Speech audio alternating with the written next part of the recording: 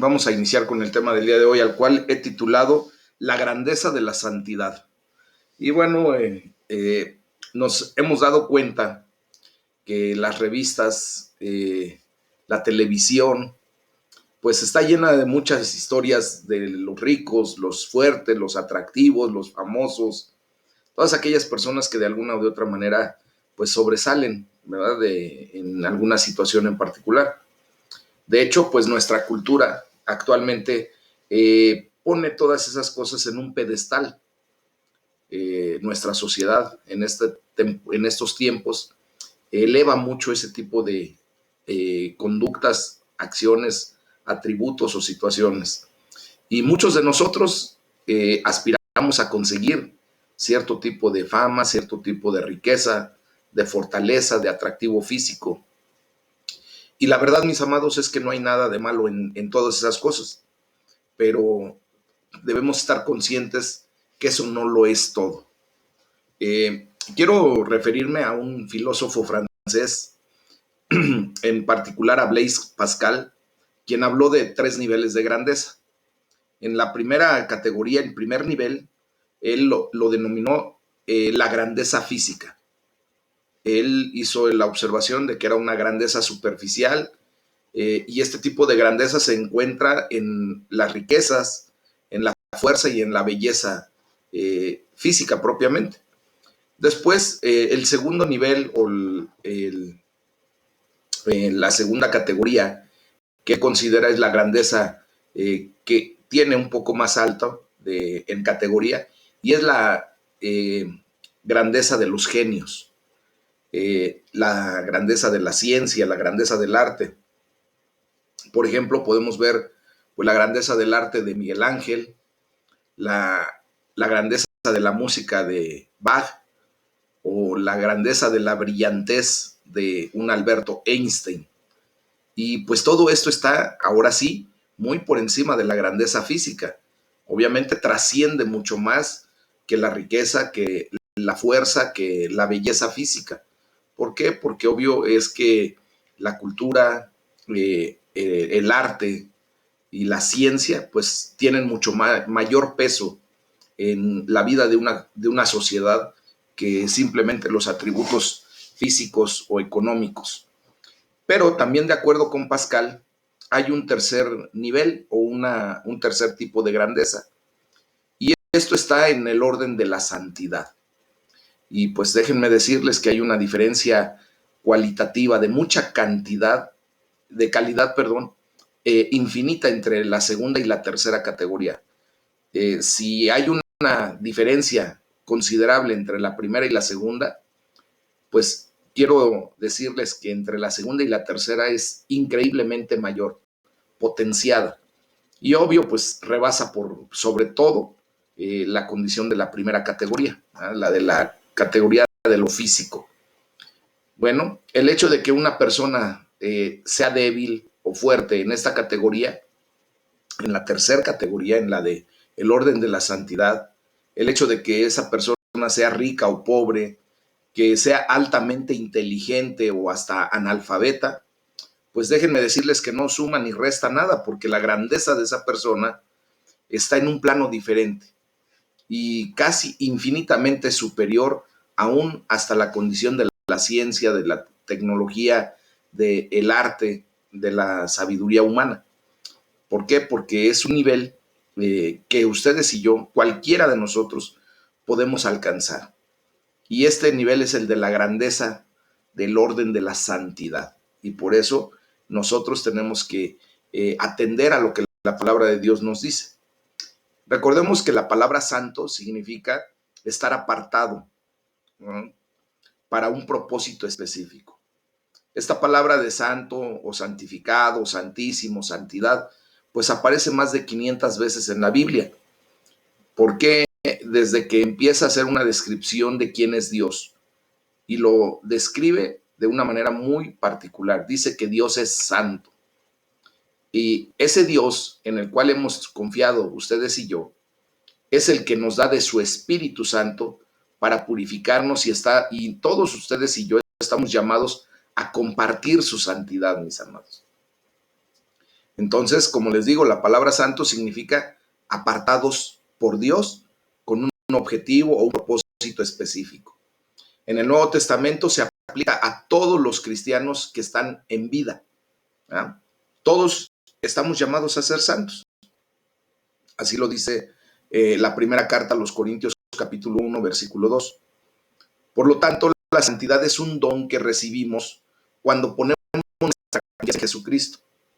Y recibimos no solamente ese don, sino también recibimos su santidad y el don del Espíritu Santo obrando en nuestras vidas. Por esto nos llama el Señor a procurar una vida santa en respuesta agradecida al don de Dios por medio de la imitación de nuestro Señor Jesucristo en el poder del Espíritu Santo. Justamente la Biblia nos enseña que no va a ser bajo nuestras fuerzas, no va a ser con nuestro bien hacer o con nuestra sabiduría, con nuestra va a ser por la fe en Jesucristo y por el poder del Espíritu Santo. ¿Ok? Bueno, pues vamos a leer el Salmo 93 del versículo 1 al 5, como la palabra de Dios dice que Dios es santo. Y nosotros lo tenemos que visualizar de esa manera. Dice la palabra de Dios en el Salmo 93 del versículo 1 al versículo 5. Jehová reina, se vistió de magnificencia. Jehová se vistió, se ciñó de poder. Afirmó también el mundo y no se moverá. Firme es tu trono desde entonces. Tú eres eternamente. Alzaron los ríos, oh Jehová. Los ríos alzaron su sonido. Alzaron los ríos sus ondas. Jehová en las alturas es más poderoso que el estruendo de muchas aguas, más que las recias ondas del mar. Tus testimonios son muy firmes. La santidad conviene a tu casa, oh Jehová, por los siglos y para siempre. ¿Qué nos quiere decir la palabra el día de hoy, mis amados? Vemos cómo se describe a Dios como el gran creador de todas las cosas, el único, pero también está aparte completamente del mundo que Él ha establecido, debido a que su grandeza es mucho mayor. Él es majestuoso por sobre toda la creación. Dice la palabra de Dios que es más grande que el estruendo de muchas aguas. Yo no sé si ustedes algún día han tenido la oportunidad de acercarse a una cascada de agua. Bueno, cuando estamos ante esas colosales cascadas como las del Niágara, la verdad es que es algo increíble, impresionante el ruido que generan. Las cascadas de Iguazú también están en una condición en donde ese sonido que se genera es estruendoso, mis amados. Pero quiero decirles que la majestuosidad de Dios pues, es mucho más que todo lo más glorioso, lo más grandioso que podamos experimentar dentro de la creación de Dios. Imagínense que podemos ver que Dios es aún más glorioso y maravilloso, majestuoso que aún los eventos a nivel universal de las estrellas y de todo lo que acontece en todo el universo, porque Dios es el creador. Y obviamente, pues nada de lo creado podrá siquiera imaginarse a su creador, ¿eh? a asemejarse. Por lo tanto, mis amados hermanos, el punto culminante del elogio del salmista se centra en lo más maravilloso que Dios tiene, que es su santidad. Y él concluye, ahí en el versículo 5, dice, oh Señor, tus mandatos son muy firmes, pero hace un recalco, la santidad es el adorno eterno de tu templo. El templo, recuerden lo que hemos estado estudiando allí en el libro de Éxodo, era un edificio hermoso e impresionante. Bueno, desde el tabernáculo. En el tabernáculo se veía cómo Dios ordenó que se hiciera con maderas especiales, con oro del más fino, todo era recubierto de oro. Era una experiencia sublime el poder observar el tabernáculo de Dios cuando el pueblo de Israel iba en camino del desierto, ¿verdad? Pues el templo que Dios permite que edifique Salomón es algo que fue increíblemente glorioso. Yo creo que fue una de las maravillas más grandes que el ser humano ha creado y que desgraciadamente allá en el año 70 después de Cristo, más o menos, fue derribado, destruido, y bueno, ese edificio era hermoso e impresionante, pero aún así el salmista reconoce que la santidad de Dios es la verdadera belleza y la gloria interior de ese templo. Hoy quiero decirte algo. Tú y yo hemos sido llamados templo de Dios, esos templos vivientes que Dios creó. Y somos una maravilla, mis amados hermanos. Déjenme decirles que nuestro cuerpo físico en su generalidad, pues obviamente rebasa con mucho cualquier situación de belleza que el ser humano haya creado. Dios nos creó para habitar en nuestros cuerpos, en nosotros mismos, a través de su Espíritu Santo. Somos su templo. Y bueno, quiero decirles también como el salmista, que nosotros tenemos que reconocer que la santidad de Dios, la santidad del Espíritu Santo que ahora mora en nosotros, es lo que verdaderamente trae belleza y gloria al interior del ser humano, a aquellos que hemos aceptado a Jesucristo como Señor y Salvador y que ahora recibimos por los méritos de Cristo el hecho de que el Espíritu Santo more en este templo. Desgraciadamente, no todas las personas, no todo ser humano, pues tiene esa belleza y esa gloria en su interior, que es la presencia, la santidad de Dios a través de su Espíritu Santo.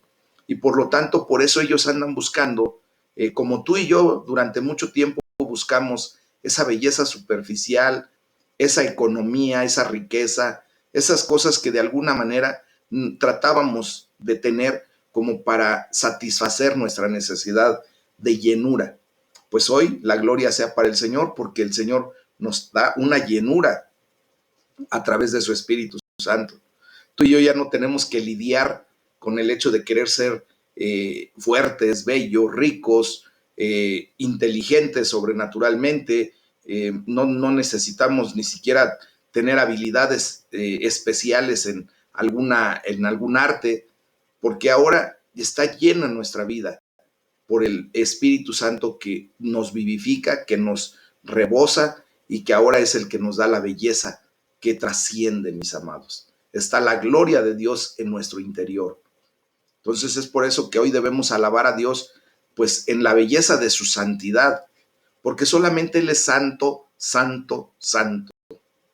Santo es el Señor, Dios Todopoderoso, dice Isaías 6:3.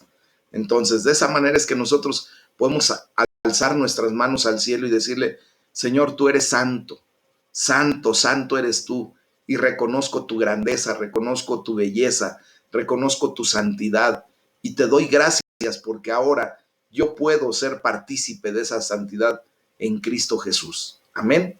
Eso es a lo que estamos llamados, mis amados. Y obviamente estamos llamados a ser santos, a vivir la experiencia de la iglesia de Jesucristo santa, pura, apartada, sin mancha, sin arruga. Y vamos a leer lo que nos dice la primera carta a los Corintios, capítulo 5, del versículo 1 al 13, porque pues ahora vamos a ver cómo nosotros como hijos de Dios tenemos que vivir en esa santidad.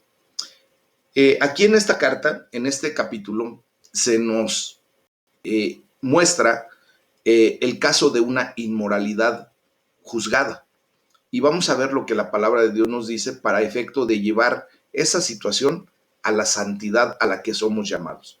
Dice la palabra de Dios: de cierto se oye que hay entre ustedes fornicación, y tal fornicación, cual ni aún se nombra entre los gentiles, tanto que alguno tiene la mujer de su padre, y ustedes están envanecidos. ¿No deberían más bien haberse lamentado para que fuera quitado de en medio de ustedes el que cometió tal acción? Aquí se está narrando de una situación muy particular. Uno de los hermanos de la gente que estaba asistiendo a una iglesia, la iglesia de Corinto, en ese tiempo, no solo había hecho una fornicación y tenido una situación inmoral sexual, sino que lo estaba haciendo con la esposa de su papá. Entonces no era su madre biológica, era propiamente su madrastra, pero estaba cometiendo una acción pues altamente vergonzosa y recriminada por parte de Dios. Entonces aquí nos muestra qué era lo que tenían que hacer. Dice el versículo 3, ciertamente yo, está hablando Pablo, como ausente en cuerpo, pero presente en espíritu, ya como presente he juzgado al que tal cosa ha hecho. En el nombre de nuestro Señor Jesucristo, reunidos ustedes y mi espíritu con el poder de nuestro Señor Jesucristo, esa persona que había cometido ese delito o ese pecado, dice, sea entregado a Satanás para destrucción de la carne, a fin de que el espíritu sea salvo en el día del Señor Jesús. Es una declaración muy fuerte, mis amados. Imagínense que lo que Pablo está pidiendo en este momento es que esta persona sea muerta y entregada en esa condición para que su carne, eso que lo llevó a la concupiscencia, a la mala inclinación, a cometer ese pecado, preferible es que fuera destruido en su carne con tal de que su alma tuviera salvación, con tal de que su espíritu fuese salvo en el día del Señor. De hecho, nuestro Señor Jesucristo hizo una aclaración muy fuerte respecto a esto. ¿Recuerdan cuando dijo, si tu ojo te es ocasión de pecar, es preferible que te saques ese ojo y llegues al reino de los cielos tuerto, a que no todo tu cuerpo y todo tú seas echado al infierno? Entonces, este es exactamente lo que está pasando en esta condición de lo que está hablando Pablo, para que no tengamos una situación en donde podamos malentender y de alguna manera hasta señalar este tipo de declaraciones como que, pues, ¿qué clase de Dios tenemos, verdad? No, Dios quiere que tú y yo nos salvemos para vida eterna. Recuerden que este estuche, este cuerpo físico, pues tendrá que ser llevado al polvo de donde fue tomado, y a Dios lo que le interesa salvar es nuestra condición espiritual. Bueno, continúo, dice el versículo 6, no es buena su jactancia. ¿No saben que un poco de levadura leuda toda la masa?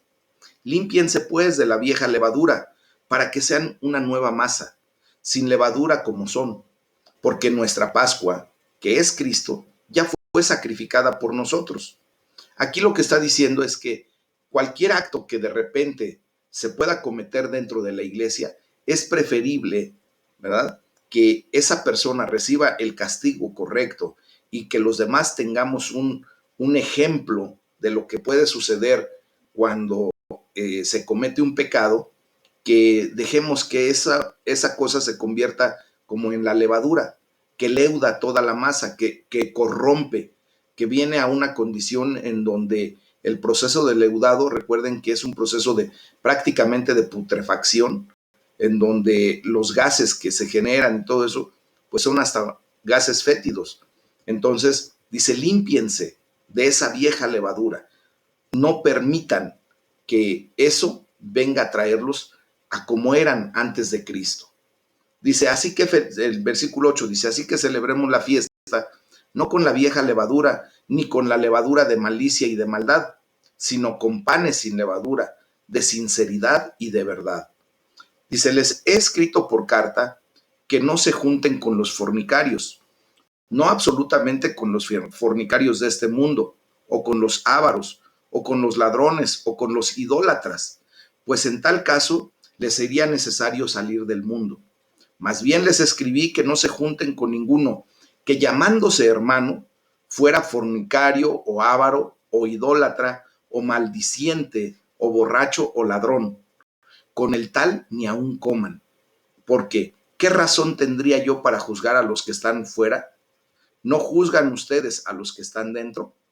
Porque a los que están fuera Dios juzgará. Quiten pues a ese perverso de entre ustedes. Esto nos está llamando, mis amados hermanos, a una santidad en Cristo Jesús, a ser una iglesia santa. A la hora de hablar sobre la santidad en la iglesia hoy en día, pues surgen varios peligros. Primero, está el peligro de tener una actitud de ser más santo que el resto. Y eso nos lleva en muchas ocasiones a ser religiosos, a ser legalistas. Ajá. Eso no es tampoco bueno. Debemos evitar hacer gala de nuestra santidad con aires de superioridad. Dice la palabra de Dios que nosotros, ¿verdad?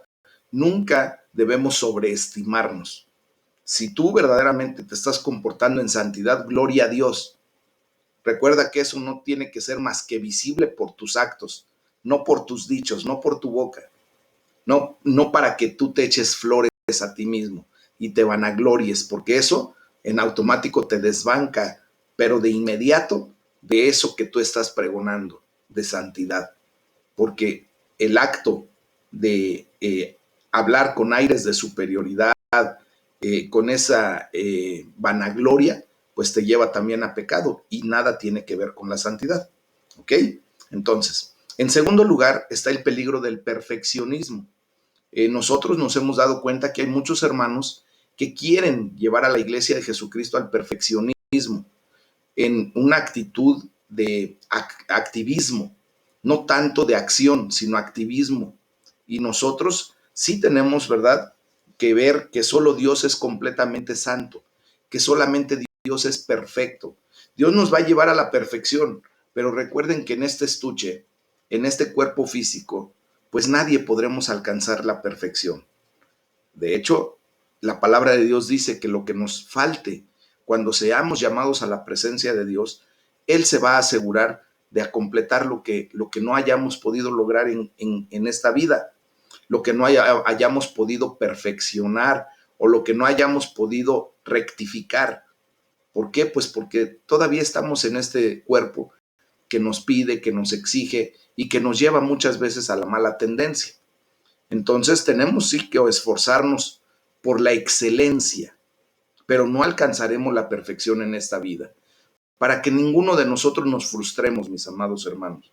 Porque hay gente que al tratar de llevar al perfeccionismo a su propia vida, a su propia condición, en muchas ocasiones se entristece porque no lo logra. Y entonces eso provoca muchas veces que mejor se aleje de los caminos de Dios. Se frustra. Y al estar frustrada esa persona por no alcanzar la perfección aquí en el mundo, entonces prefiere mejor alejarse del Señor porque dice que no tiene caso seguir a un Dios santo y tener que presentarse hasta hipócritamente. Ese es un perfeccionista. Hay gente que dice, es que yo, ¿cómo me voy a parar a predicar si yo todavía fallo en esas áreas? Mis amados, estamos en un cuerpo físico, somos humanos. Dios sabe que vamos a fallar y para eso nosotros lo que necesitamos hacer es acercarnos a Cristo, confesar nuestros pecados, recibir la limpieza de los tales, el perdón de nuestros pecados y continuar. Quiero poner un ejemplo muy rápido. Quiero decirles que, por ejemplo, el rey David, cuando compuso esos salmos que ahora nos inspiran para salir de cuando caemos en un hoyo, cuando nos resbalamos, cuando pecamos, y que nos permiten levantarnos por el poder del Espíritu Santo y por la palabra que ha sido dada por el Espíritu Santo a David en inspiración, fue cuando pecó duramente contra Dios, cuando propiamente adulteró con Betsabé y llevó a la muerte a su esposo Urías. En ese momento él había caído en pecado, mas sin en cambio no le bastó que cuando el profeta Natán vino y le hizo la observación, ¿qué fue lo que hizo David? De inmediato le pidió perdón a Dios, le dijo, Señor, de verdad te pido perdón, me duele lo que he hecho. Se arrepintió genuinamente, hizo teshuvá y después el Señor lo perdona. ¿Tuvo consecuencia su pecado? Sí. De hecho, murió el bebé que habían engendrado en esa condición de adulterio, pero tan lo perdonó que posteriormente no solo Dios le inspiró a crear salmos que nos ayudan mucho, sino también lo llevó a mantener una relación ya correcta con Betsabé y de esa relación nace el rey Salomón. Y permite Dios que Salomón como hijo de esa relación ya bendecida por Dios, fuera uno de los mejores reyes que tuvo el pueblo de Israel. ¿Ok? Bueno, entonces nosotros tenemos que esforzarnos por la excelencia, sí, pero no tenemos que caer a la condición de perfeccionismo, para que no nos, como les digo, no nos frustremos y al rato digamos, es que yo no voy a hacer las cosas hipócritamente ni así. Muchas ocasiones, pues tenemos la necesidad de continuar aún en una situación de pecado. Solamente hay que acercarnos a Dios, pedirle perdón, levantarnos y seguir adelante, ¿ok? Bueno, nuestra santidad es la respuesta apropiada ante la santidad de Dios, pero solo es posible por el don y la gracia de Dios en nuestra vida. No va a ser posible por nuestras fuerzas. Y tú y yo nos hemos dado cuenta de esa realidad. ¿Cuántas veces tú has querido salir de algún acto pecaminoso? No puedes dejar de repente, hay hermanos que no pueden dejar de repente el chisme, la mentira, algunos pocos de repente no pueden dejar el cigarro, eh, el alcohol, algún vicio, alguna condición en donde se están dando cuenta de que su cuerpo físico se está deteriorando por ese tipo de acciones, su condición de santidad está, pues desgraciadamente, en el piso por ese tipo de acciones y tratan de salir adelante con sus propias fuerzas. Y llega el momento en que fracasan, porque las fuerzas de nosotros, humanamente hablando, no nos alcanzan para salir de esa condición. ¿Qué tenemos que hacer? Venir a pedirle a Dios que por su don, por su gracia, nos dé la fortaleza para vivir en esa santidad. La santidad en la iglesia viene por medio del don del Espíritu Santo, mis amados. No es por nuestras fuerzas. Tenemos que aprender a descansar allí. Cuando tú y yo estamos en alguna problemática de pecado, decirle, Señor, ayúdame. Lo pongo en tus manos, por favor. Bendíceme y ayúdame. Sácame de esta condición. Y hacer lo que nos corresponde. ¿Ah? Y Dios hará lo que nosotros no podemos hacer. Entonces, puesto que la iglesia tiene que ser santa, Pablo estaba horrorizado de lo que sucedía allí en Corinto, como les decía, donde la inmoralidad sexual era tan grande que no podía ya ser tolerada ni siquiera fuera de la iglesia. Y escribe, y de esto se sienten orgullosos. ¿No deberían más bien haber lamentado lo sucedido y expulsado de entre ustedes al que hizo tal cosa? Recordemos que Dios es un Dios justo también. Y Dios es un Dios de orden, de disciplina. Por lo tanto, la disciplina debe ejercerse para que la iglesia camine en esa santidad. Hay algunos pecados extremos que han de tener por consecuencia hasta la expulsión de la iglesia, mis amados. Hay ocasiones que hay personas que de verdad no quieren corregirse, no quieren de alguna manera someterse a los preceptos de Dios y pues por lo tanto no pueden seguir perteneciendo a la feligresía, a la iglesia. Obviamente deben ser pecados graves, obvios, como el caso de la inmoralidad sexual de un tipo extremo, ¿no? Como les decía, entre un hombre y la esposa de su padre. En los versículos 10 y 11 de lo que acabamos de leer, vimos acerca de las necesidades de la disciplina para aquel que también es avaro, idólatra, calumniador, borracho o estafador. Mis amados, estoy hablando de nosotros como hijos de Dios. En el mundo, pues vemos eso cotidianamente. De hecho, nosotros participamos mucho de ese tipo de manifestaciones antes de venir a Cristo. Pero cuando venimos a Cristo, recuerden que como discípulos tenemos una diferencia entre ser discípulo y ser nada más alumno. Un discípulo es una persona que es enseñable y corregible. Cuando tú y yo aceptamos a Jesucristo como el Señor de nuestras vidas, pues lo aceptamos en una condición de autoridad. Y esa autoridad nos va a llevar a tener cambios para ser corregidos de nuestras malas conductas. Y la idea o el objetivo principal de Dios es que nosotros vayamos cada día pareciéndonos más a Jesús. a nuestro Señor Jesucristo.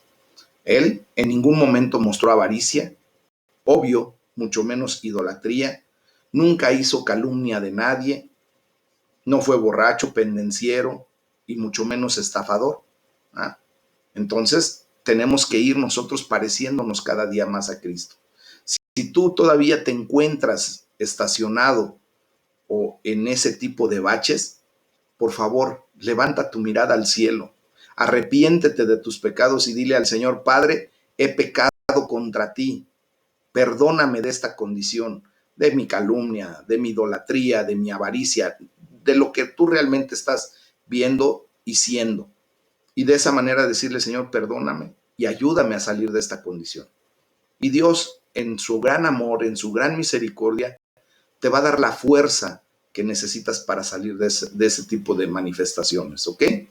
Miren, probablemente la avaricia a la que se refiere en este capítulo lo es en el sentido de avaricia hasta el punto de robar o estafar, de ser de esas personas que de verdad, o sea, son increíblemente agresivas cuando, por ejemplo, prestan a rédito y después se quieren cobrar hasta lo que no. ¿Ah? Es gente que estafa, es gente que ya roba prácticamente a mano armada, por decir así, ¿verdad? Otros tipos de pecados, ¿verdad?, incluyen la idolatría y las calumnias. Ese abuso verbal que muchas veces hacemos maldiciendo o insultando a la gente. Yo me he dado cuenta que ya como hijos de Dios muchas ocasiones todavía no alcanzamos a refrenar nuestra lengua, mis amados hermanos. Hoy es el día en que tengamos que hacer plena conciencia de que tenemos un espíritu de dominio propio, el cual nos tiene que llevar a refrenar nuestra lengua para no tener abuso verbal sobre las personas que nos rodean, para no maldecir o insultar de una manera agresiva a la gente.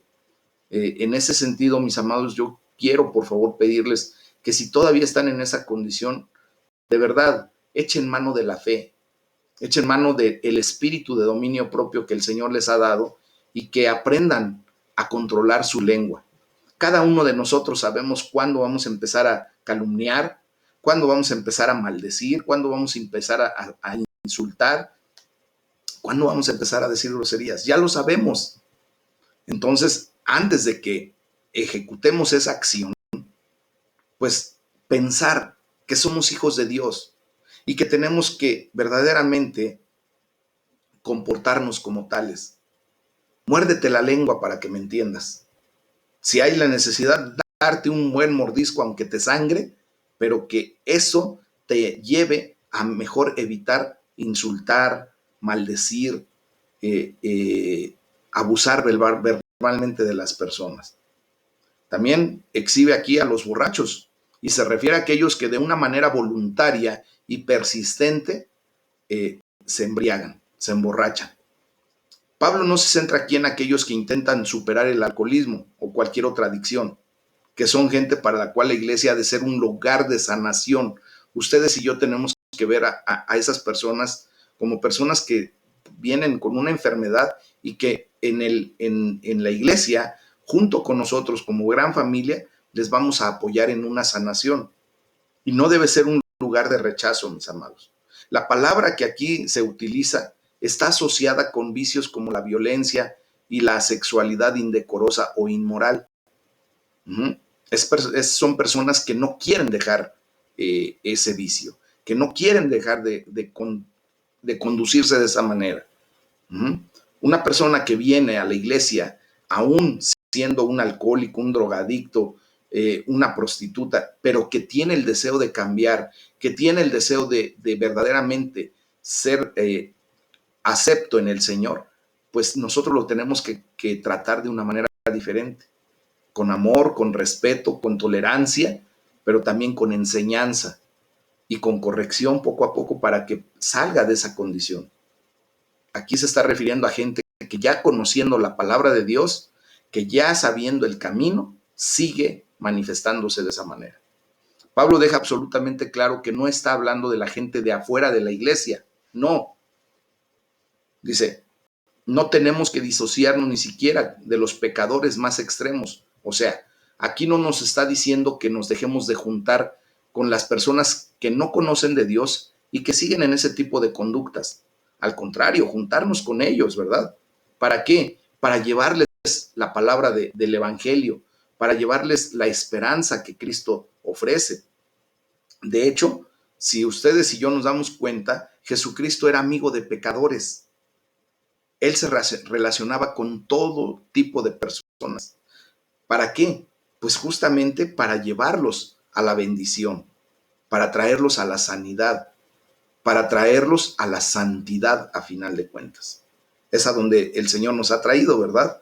Bueno, nos damos cuenta, ¿verdad? Que el Señor Jesucristo, pues siempre fue acusado por juntarse con personas no gratas para la sociedad en ese momento. ¿Se recuerdan de Zaqueo, por ejemplo? Zaqueo era un avaro. De hecho, era una persona que sabía estafar de una manera increíble. Pero Zaqueo escuchó un día que Jesucristo iba a pasar por donde él pudiera estar y se sube a un árbol, a un sicomoro, y Jesucristo se hace hasta una autoinvitación a su casa y le dice: hey, Zaqueo, baja de ese árbol porque es necesario que hoy cene contigo, conviva contigo. Y todos los demás, los fariseos, esos religiosos, esos perfeccionistas, empezaron a señalar a Jesucristo, diciendo: no sabe ni con quién se va a meter, conociendo obviamente a Zaqueo, ¿verdad? Pero Jesucristo lo conoce más que cualquier otra persona. De hecho, lo conoce más que él mismo, que Zaqueo mismo se conoce a él. Entonces le dice: baja porque es necesario que me relacione contigo, que tengamos un punto de encuentro. Y la palabra de Dios dice que una vez que Jesucristo estuvo en su casa, obviamente le mostró el amor de Dios, lo trajo a reconciliación con Dios, le dio la palabra del Evangelio, pues él dice que decidió hacer público que a quien él hubiera estafado, le iba a devolver cuadriplicado lo que él hubiera estafado y que la mitad de sus riquezas la iba a repartir entre los pobres. ¿Hubo un efecto correcto? ¿Hubo un efecto de bendición en la vida de Zaqueo cuando tuvo el encuentro con Cristo? Sí, y lo podemos ver en las acciones. Cuando hay fruto de parte del Espíritu Santo para mover a la gente a hacer lo que antes no hubiera podido hacer por sí solo. Entonces, nosotros tenemos que ver que ese tipo de personas son exactamente el tipo de gente a la que tendríamos que tenderles la mano, como lo hizo Jesucristo. Seguramente Zaqueo ya estaba harto de que todo el mundo lo señalara, de que lo malviera, y Jesucristo le tendió la mano. Y eso provocó en él una revolución tan grande que vino a ser de bendición para todas aquellas personas que buscaban la justicia divina. Imagínense de qué manera se mostró la justicia de Dios, que en ese momento Zaqueo decidió devolverles hasta cuadriplicado lo que les había estafado. ¿Habría allí la acción de la justicia divina? Claro, nadie podía haber convencido a Zaqueo de devolver siquiera lo que había estafado, sino la presencia de Dios en su vida. Y así nosotros hemos venido a ser transformados. ¿Cuántas veces ya te has dado cuenta de que has dejado de hacer aquello que por lo que la gente te señalaba, por lo que la gente te malveía? Y cuando vino Cristo a tu vida y te tendió la mano, hubo alguien que te trajo la palabra de Dios y atendiste a la palabra de Dios y vino una revolución en tu mente, en tu forma de ser y de pensar, que vienes a ser ahora bendición. Cuando antes te señalaban por ser maldición para la gente que estaba a tu alrededor, por tus actos pecaminosos, por tu condición inadecuada de vida, pues ahora vienes a ser bendición, porque Dios pone en tu corazón hacer cosas correctas, a caminar en los buenos caminos por los cuales tú deberías de haber andado, en esas buenas acciones que Dios preparó de antemano para que cada quien deberíamos haber andado desde siempre. Entonces, vemos cómo es necesario que no dejemos de convivir con la gente pecadora, porque obviamente a ellos es a los que tenemos que traer a los pies de Cristo, ¿ok? Pero de los hermanos que ya dicen ser hermanos y que ya están en la iglesia y que siguen practicando situaciones, es lo que dice Pablo, ¿verdad? Pablo más bien está diciendo que si la gente continúa practicando esos pecados tan extremos y aparatosos sin arrepentirse, cuando ya están dentro de la iglesia, pues ya no tendrían lugar en la iglesia, porque obviamente nos están mostrando que no han nacido de nuevo, que siguen siendo las personas que eran antes de Cristo y que no han podido soltar eso o no han querido. Más que no han podido, no han querido. Entonces, a menos que lidiemos con el problema, ese problema va a afectar a toda la iglesia. ¿Por qué? Porque dice la palabra de Dios que un poco de levadura hace fermentar toda la masa. Y es verdad, una manzana podrida en un cesto con manzanas sanas, una manzana podrida pudre a todas las demás. Entonces, ¿qué tenemos que hacer? Extirpar, sacar eso que está en una condición equivocada, ¿ok? Y eso tiene que aplicar a nuestras vidas, mis amados, a cada uno. Vamos a dejar un poquito aparte lo de la iglesia. Tú y yo, cuando tenemos una situación de pecado, lo primero que tenemos que hacer es pedirle a Dios que la extirpe, que extirpe esa acción de nuestra vida.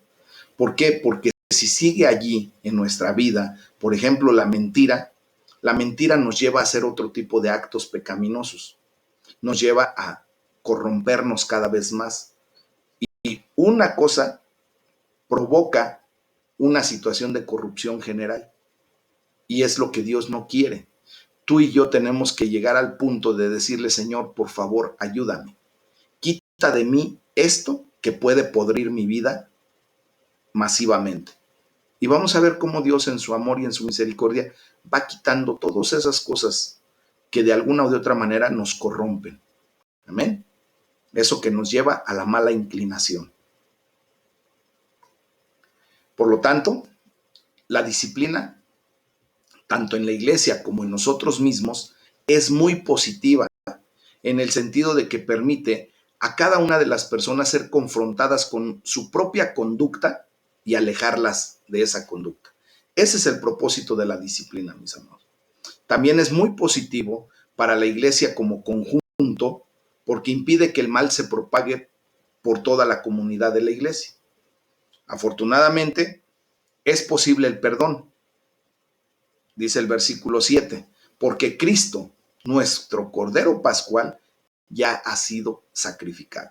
¿Y para qué fue sacrificado? Para el perdón de nuestros pecados. Ahora, si tú y yo ya aceptamos que Dios ha perdonado nuestro pecado, ¿qué objetivo tiene seguir o continuar ejecutando ese tipo de acción pecaminosa? Si ya fuiste libre, si ya fuiste perdonado, si ya fuiste limpio de esa condición de maldad, de hierro, ¿para qué más seguir? Tenemos que aplicar la fe, echar mano de ese gran recurso que tenemos y de poner en práctica el dominio propio. Tú y yo podemos decir, sí, nos gustaría seguir pecando, pero ya no lo necesitamos, mis amados, ya no queremos más eso. Hoy nos hemos dado cuenta que ese pecado nos alejaba de la presencia de Dios y provocaba que afectáramos no solamente nuestra vida, sino que también afectáramos a nuestros seres queridos, a aquellas personas que nos rodean, a nuestro prójimo. Entonces, tenemos que aprender a entender que si Cristo ya murió por nuestros pecados y su sangre nos ha lavado, ¿para qué seguir en esa actitud? Tú y yo podemos rectificar nuestra conducta. Dios nos da la oportunidad. Ninguno de nosotros somos santos si no es por medio del don de Dios. Y por eso tú y yo ahora podemos ejercer ese don para alejarnos del pecado. Jesús murió como el Cordero Pascual para que pudiéramos ser perdonados y limpios, para romper esas cadenas, podrir esos yugos, para darnos libertad, mis amados. Ustedes y yo ya tenemos que estar bien conscientes que en nuestro pecado lo único que experimentábamos nosotros era esclavitud. Y es verdad, una persona que fuma es esclava de su condición. A mí me tocó ver un caso muy curioso y me dejó impactado. Cuando tuvimos la oportunidad de volar a Japón, El vuelo en total duró 26 horas, mis amados. Yo me di cuenta cuando un señor, desde que llegó ahí a la zona de la sala de espera ya para embarcarnos, llegó directo a la sala de fumadores. Ya desde hace muchos años, recuerden que se concentró a la gente fumadora en un área y era un saloncito y se cerraban y ahí fumaban. El tipo se la pasó ahí adentro hasta que se escuchó el último llamado para abordar el avión. Obviamente un olor increíble, apestoso a cigarro, como no se dan una idea. El cuento es de que nos metemos ya todos al avión, partimos. Nuestra ruta era volar de México, de la Ciudad de México a Vancouver, y allí hacer una reposta de combustible. Fueron 6 horas de vuelo. Cuando llegamos a Vancouver, el tipo yo ya lo veía desesperado, pero hasta cierto punto medio controlado. Cuando bajamos del avión, él directo se fue a la sala de fumadores y duro y dale, mis amados. Estuvimos por espacio de poco más de una hora allí, en lo que ponían más combustible al avión, lo que se hace en una escala técnica. Cuando salimos, fuimos llamados nuevamente. Este hombre sale de la sala de fumadores y directo al avión. El grave problema fue cuando después de como 7, 8 horas de vuelo, porque el vuelo de Vancouver a Japón, a Narita justamente, dura aproximadamente 20 o 21 horas. Entonces el tipo después de las 6, 7 horas empezó con una desesperación increíble, al grado de que el capitán de la aeronave tuvo que salir de la cabina a ponerlo quieto y le dio 2 opciones. O se controlaba por él solo o en su defecto lo metían al calabozo. Hasta ese día yo me enteré que los aviones tienen un calabozo, una especie como de cárcel ahí. Y bueno, fue tal su desesperación que lo que les dijo, por favor, tienen una pastilla para dormir porque yo no puedo aguantar sin fumar. Era una esclavitud, mis amados, que me dio tristeza. Me dio pena ajena ver su condición. Al tipo lo tuvieron que dormir prácticamente así, para que él pudiera llegar a destino sin hacer más problemas, porque ya estaba siendo una condición caótica, gritaba, hacía bien horrible. El punto es de que su desesperación lo estaba llevando a tener ese tipo de conducta.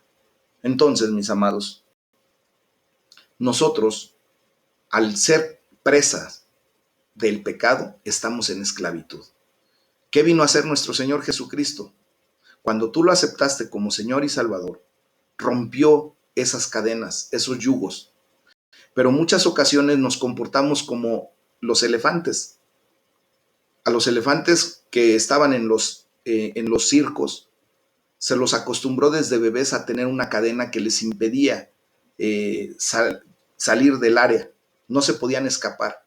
Y cuando bebés empezaban a jalarse y se lastimaban, al grado de que dejaron de hacerlo y se recordaron por toda la vida. Ya cuando adultos nosotros pudimos ver en aquellos tiempos, gracias a Dios que ya no hay circos con animales, pero pudimos ver y ser testigos de que los elefantes adultos se bamboleaban y dejaban la manita, la que en su momento de bebés fue la que tenía el grillete, la dejaban como atorada y como si estuviera ahí el grillete. Ya no estaban encadenados, pero ellos se sentían encadenados. Así es lo que pasa con el pecado, mis amados hermanos. Dios ya nos liberó. Dios ya rompió todas esas ataduras, pudrió esos yugos, esos grilletes. Pero ahora es necesario que lo hagamos nuestro eso, para vivir en santidad, para ver la grandeza de la santidad a la que hemos sido llamados, para poder desplazarnos libremente, mis amados. El poder del pecado ya no opera en nosotros. De repente podemos caer, sí, es verdad, pero ya no es nuestra actitud ni nuestro estilo de vida. Eso ya se rompió en el nombre de Jesús. La santidad es un don de Dios. Cuando fallamos, mis amados, pues tenemos que regresar inmediatamente a la cruz, sin perder un instante, un minuto, y volver a recibir el perdón y decirle, Señor, perdóname, por favor. Y aceptar esa verdad. Y venir otra vez a restauración, a rectificación, a hacer ticún. Vamos a orar Y hay que pedirle al Señor y decirle: hoy, Señor, vengo a ti una vez más para pedirte perdón. Hoy en el transcurso del día tuve pensamientos equivocados, tuve acciones injustas a lo mejor. ¿Cómo fue tu día el día de hoy? Yo no sé. Posiblemente tú cometiste el día de hoy algo de lo que debas ser limpio. Y simplemente acércate a la sangre de Cristo nuevamente y decirle: Señor, limpia hoy mi vestidura. Hoy me ensucié en el caminar, pero hoy te pido, mi Señor, que me limpies nuevamente. Te pido perdón. Limpia mi existencia. Ayúdame a llevar una vida de santidad para que tu iglesia, para que este templo físico, que ahora es tu templo, sea un lugar santo. Mis amados, tenemos que venir a la cruz del Calvario cada día a ser limpios. Así como tú te bañas constantemente cada que te sientes sucio, así como mandas lavar tu ropa o lavas tu ropa cada vez que la miras sucia y que después de lavada la vuelves a ver limpia y la puedes volver a usar, la planchas y se ve sin arrugas, sin mancha, pues así podemos llegar a los pies de Cristo nuevamente y ser limpios y vivir la grandeza de la santidad. Es el tema del día de hoy, mis amados. Sé que el Señor está hablando